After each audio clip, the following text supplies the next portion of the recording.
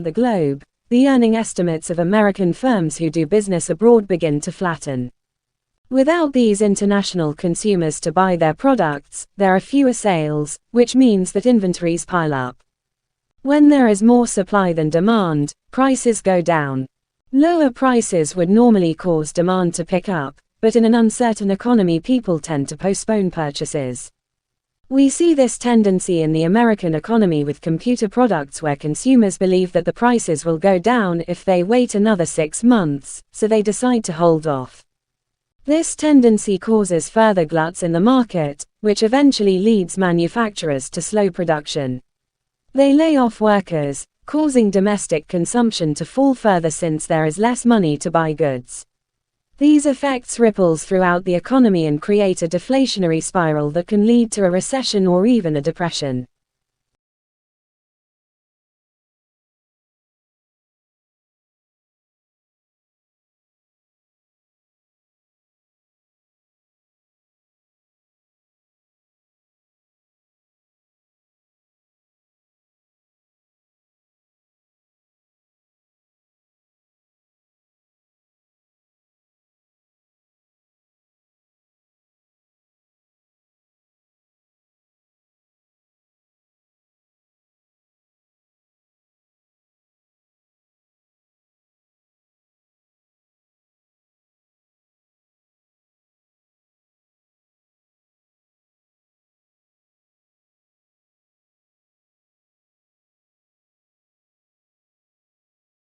An international team of scientists is set to go to Arctic to investigate the Greenland shark longevity mystery.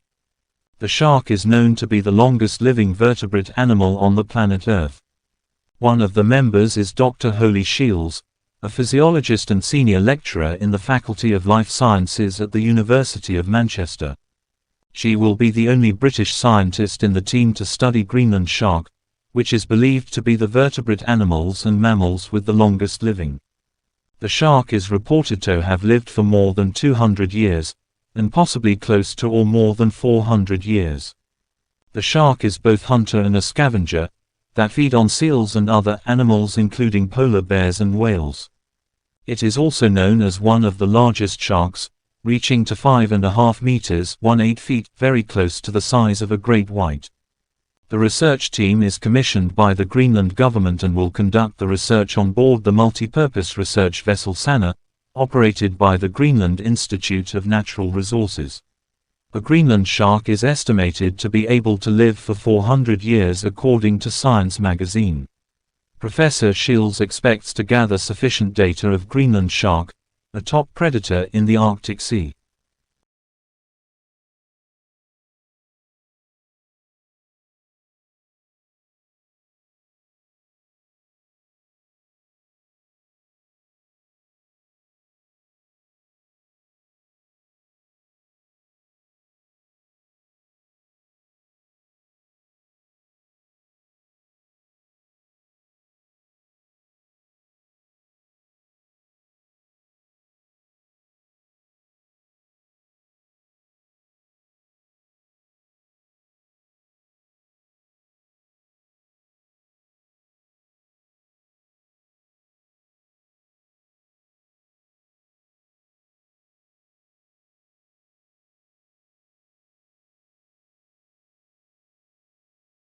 What is known as prior knowledge or pre-existing knowledge is the knowledge, skill or ability that a learner brings to a new learning encounter.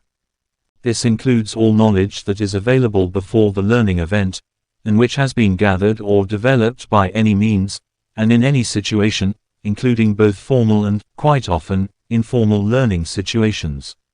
Learners need enough previous knowledge and understanding to enable them to learn new things.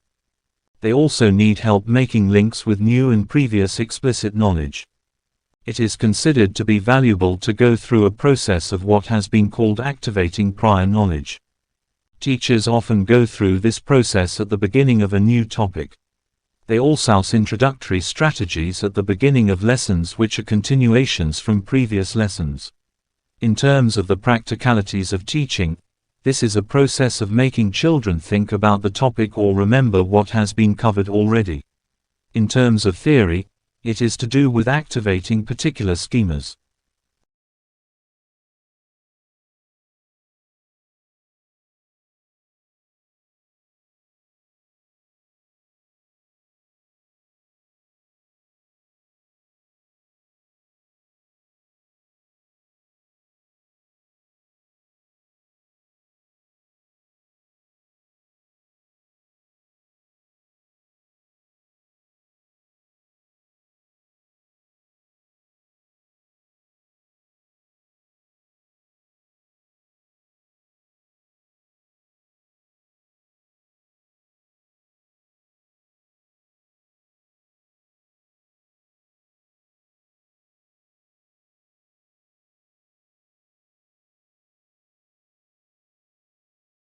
The extraordinary flying ability of dandelion seeds is possible thanks to a form of flight that has not been seen before in nature, research has revealed.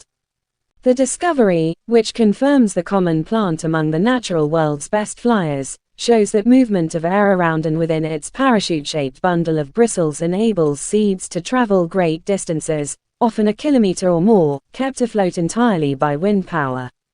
Researchers from the University of Edinburgh carried out experiments to better understand why dandelion seeds fly so well, despite their parachute structure being largely made up of empty space. Their study revealed that a ring-shaped air bubble forms as air moves through the bristles, enhancing the drag that slows each seed's descent to the ground.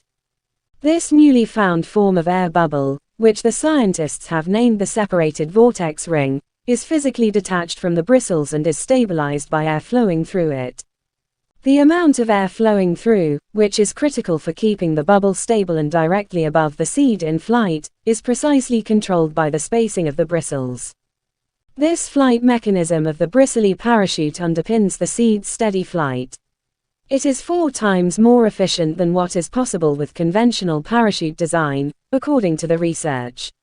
Researchers suggest that the dandelion's porous parachute might inspire the development of small-scale drones.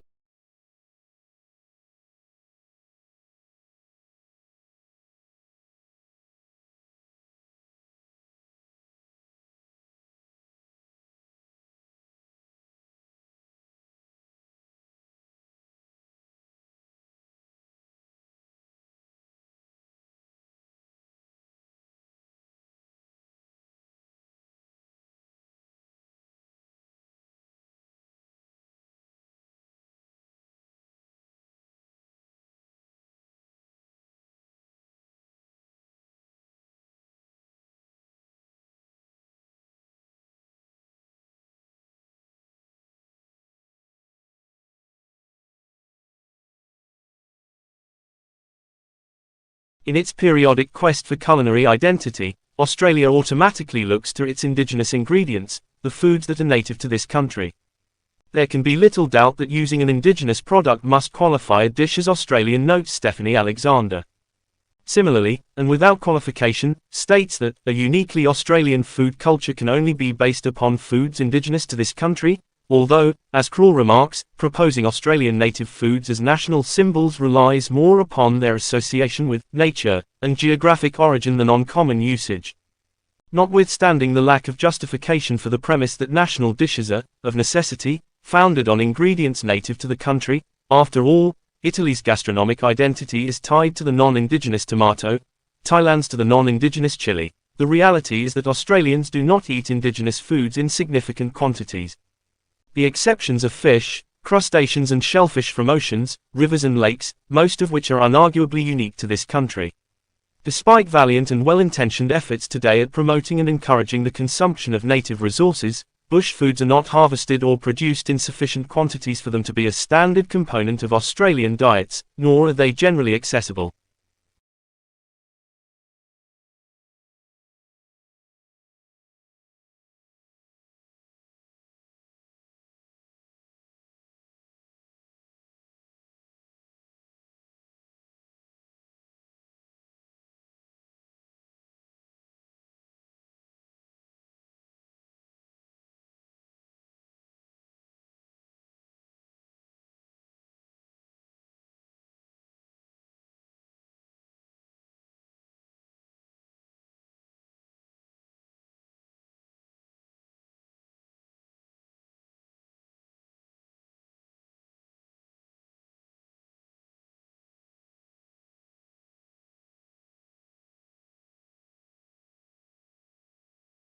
Promoting active lifestyles can help us address some of the important challenges facing the UK today. Increasing physical activity has the potential to improve the physical and mental health of the nation, reduce all-cause mortality and improve life expectancy. It can also save money by significantly easing the burden of chronic disease on the health and social care services. Increasing cycling and walking will reduce transport costs, save money and help the environment. Fewer car journeys can reduce traffic, congestion and pollution, improving the health of communities. Other potential benefits linked to physical activity in children and young people include the acquisition of social skills through active play, leadership, teamwork and cooperation, better concentration in school and displacement of antisocial and criminal behavior.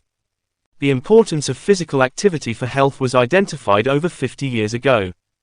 During the 1950s, comparisons of bus drivers with more physically active bus conductors and office-based telephonists with more physically active postmen demonstrated lower rates of coronary heart disease and smaller uniform sizes in the more physically active occupations. This research led the way for further investigation, and evidence now clearly shows the importance of physical activity in preventing ill health. It is important for us to be active throughout our lives. Physical activity is central to a baby's normal growth and development. This continues through school, and into adulthood and older years.